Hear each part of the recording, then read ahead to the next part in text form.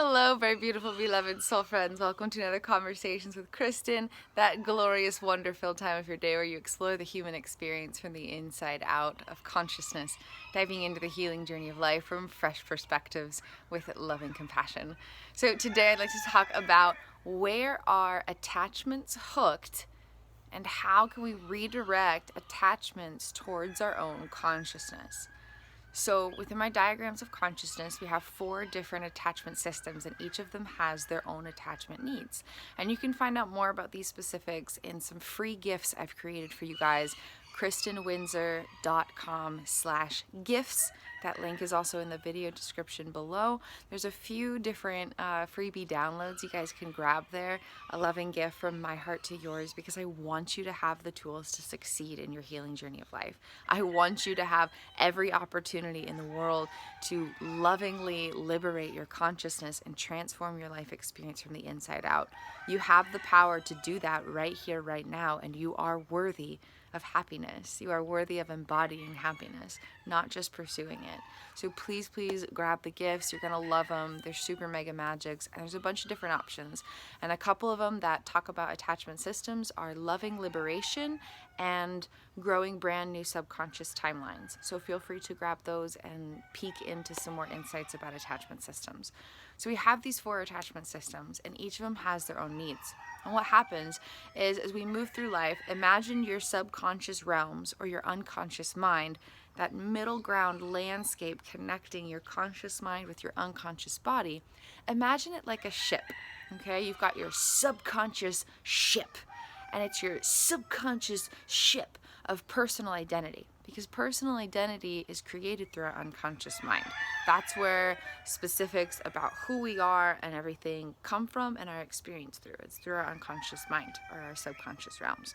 So we've got this subconscious ship of personal identity, and we're sailing through life. And so we're sailing through life, and when we're really young, there's all of these hooks that are just kind of hanging out on the sides of our ship.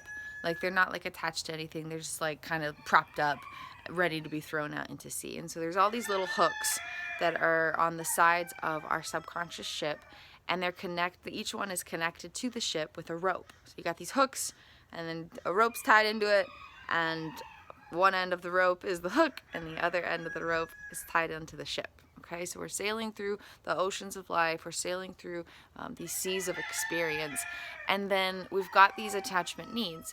And then experience programs our subconscious timelines, which determines where our hooks are cast into.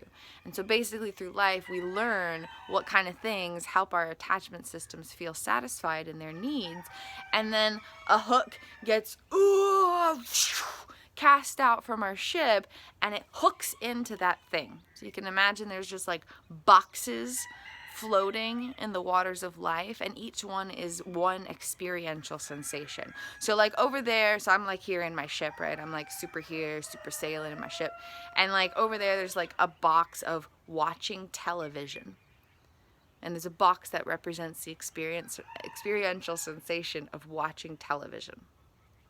And I find out early on in life through experience, the experience teaches me what's what, I find out that I feel safe and connected when I watch television.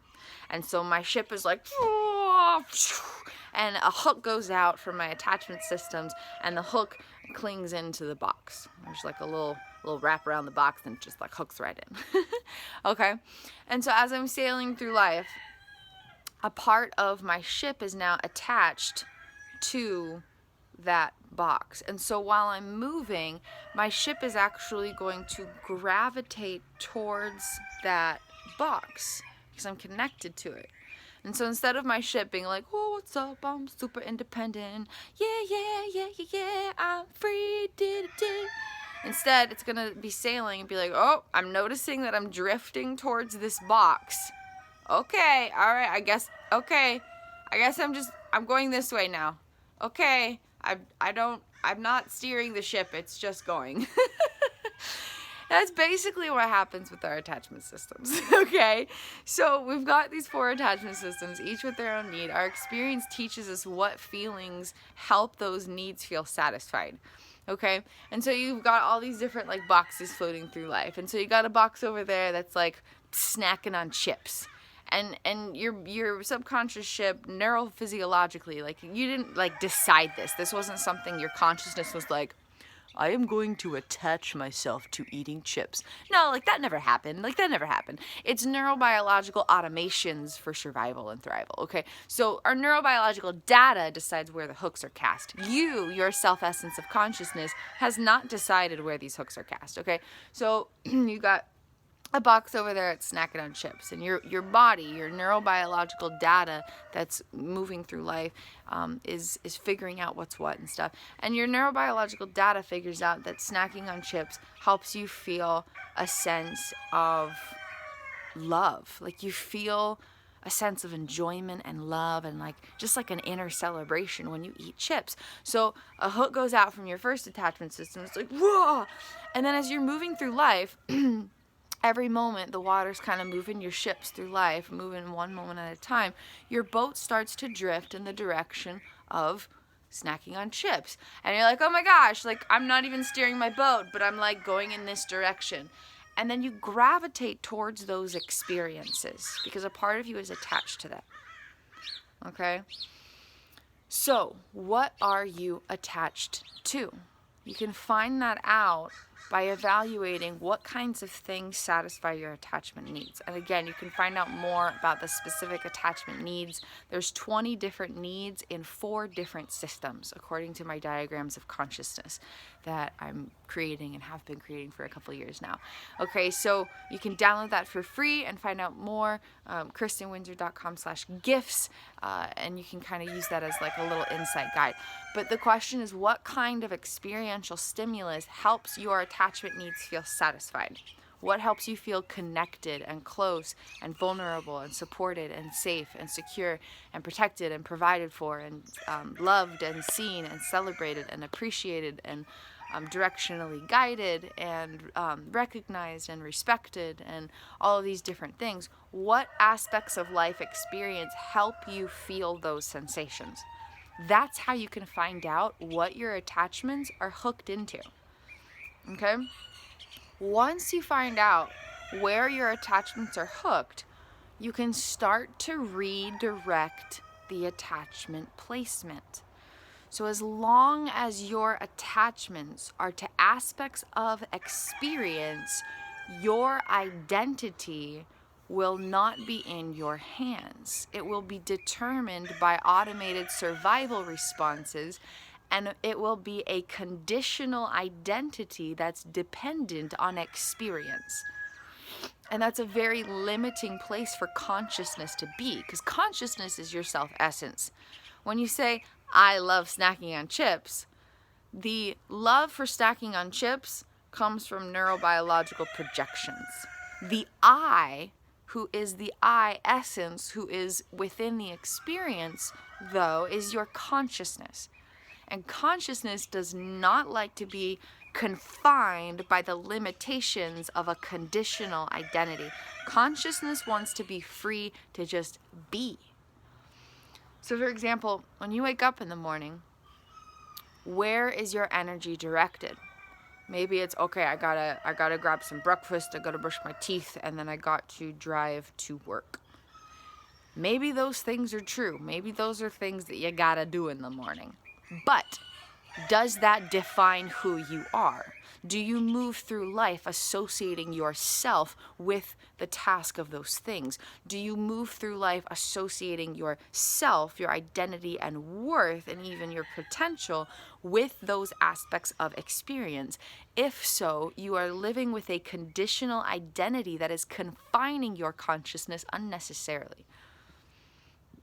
When you transition, evolve, transform, expand, heal yourself into an unconditional identity, then your consciousness has more power and authority within experience and identity. And so if I'm here and my ship is constantly being pulled towards these different experiences, then who I am and where I'm directing my energy is very dependent on the neurobiological data inside of me in relation to where attachments are placed, which is dependent on what I've already learned from experience. And so I just kind of keep repeating the same experiences again and again and again. I continue gravitating towards these experiential particulars, experiential elements of experience. And I don't actually have authority in who I am or how I'm moving through experience. But if all of my attachments are hooked onto me, then I'm not attached to anything, and I can choose where my boat goes. And I can go visit experiential elements if I want to, or I can go in a totally different direction. And because I have more authority in where my boat is steering, I have more fun and enjoyment in the journey. If you're in a boat and it just naturally goes this way, is that more or less enjoyable from having your hands on the steering wheel, looking at all of the options of where you can go and choosing where to venture to? Which one sounds more fun? Which one sounds more enjoyable? One of, oh my gosh, I don't even know what's happening. I guess I'm just going this way. I guess my boat's just my boat's drifting this way now. Oh my God. Or, I got full power. The whole ocean is mine to explore. I have full authority in where I go. The steering wheel of my ship is in my hands. I got the power. And there's infinite options, and I get to choose where to direct my experience. Which one sounds more enjoyable? Which one sounds more appealing? Which one sounds more loving and liberating? Okay, so once we figure out where our attachments are placed, then we can start to redirect our attachments inwards towards our consciousness. And so there's nothing wrong with enjoying things, okay?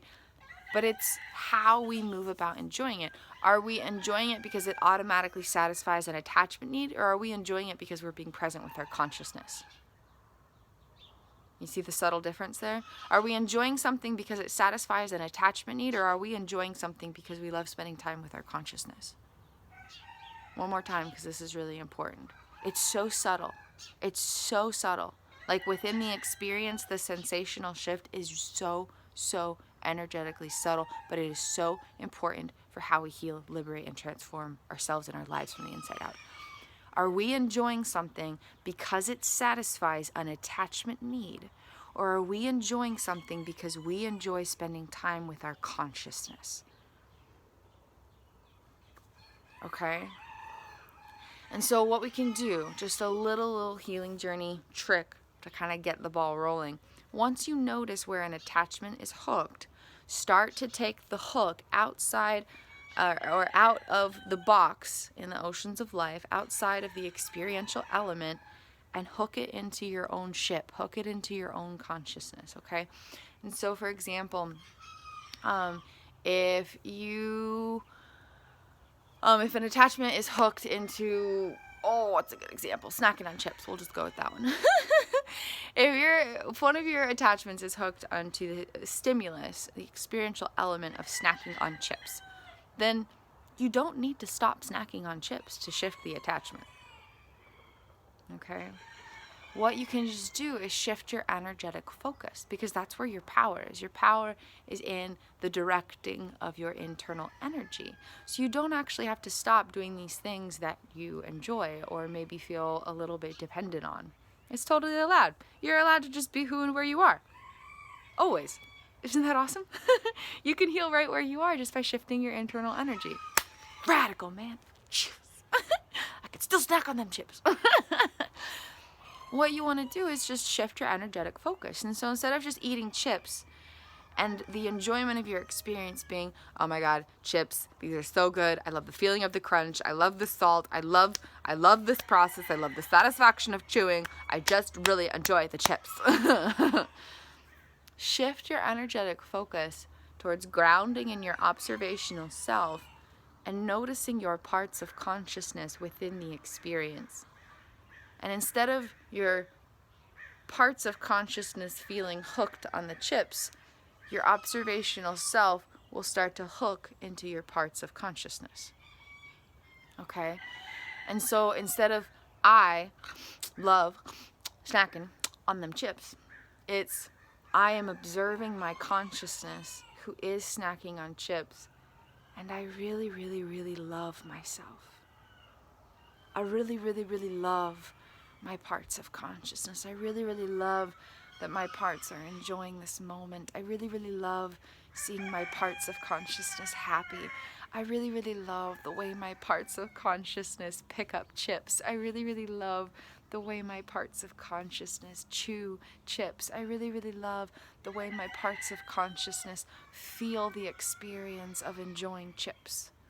Because your observational self does not ever directly encounter experience. Only your parts of consciousness do. So it's not I who is enjoying the chips. If your I is your observational self, it's your parts of consciousness. And once you can create that space, then the I of your observational self can start to attach to parts of consciousness rather than parts of consciousness attaching to experience. Okay? Does that make sense to you guys? Does that concept kind of resonate? Like, does that sound like something you can apply in your life? Does that sound like something that makes sense enough to play with and explore? Because I'm telling you, this practice is powerful. This practice is really, really powerful. It's really, really powerful. It's going to give you so much authority over or within your identity and your experience alike.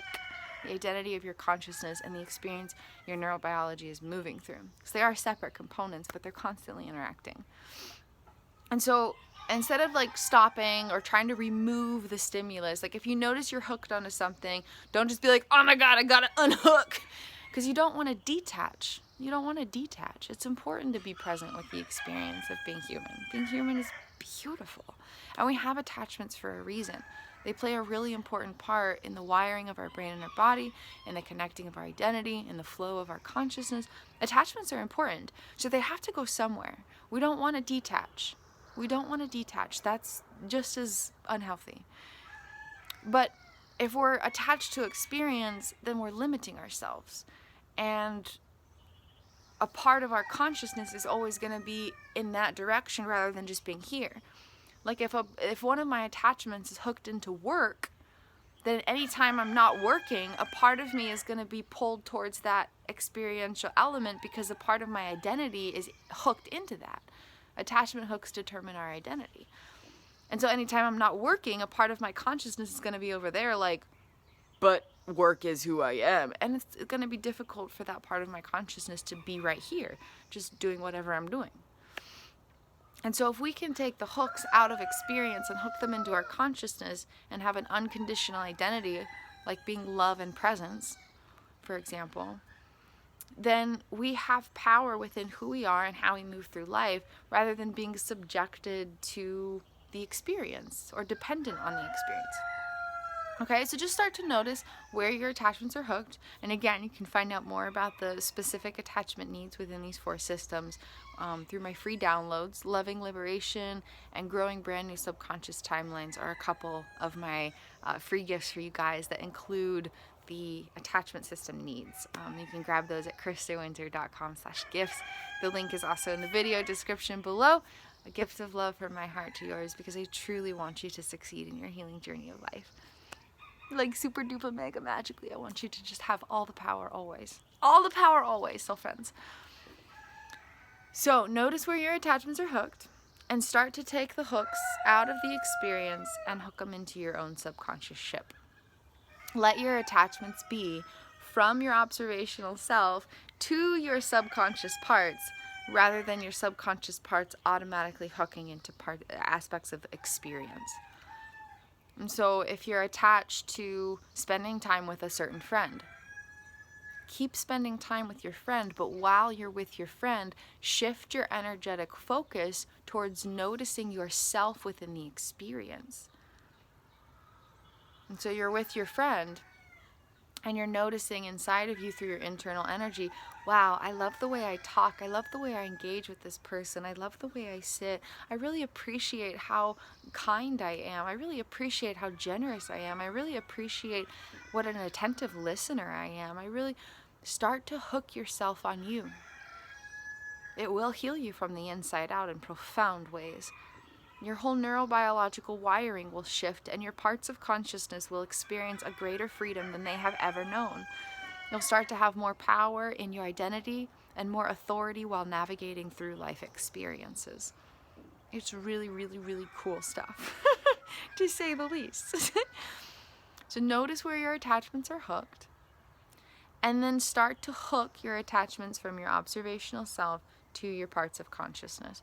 Parts of consciousness are aspects of your self-essence directly encountering personal life experience. Your observational self is that part of you that has the capacity to consciously notice and intentionally respond without directly feeling all of the sensations of experience. Thank you so much for hanging out on my channel. I appreciate you guys.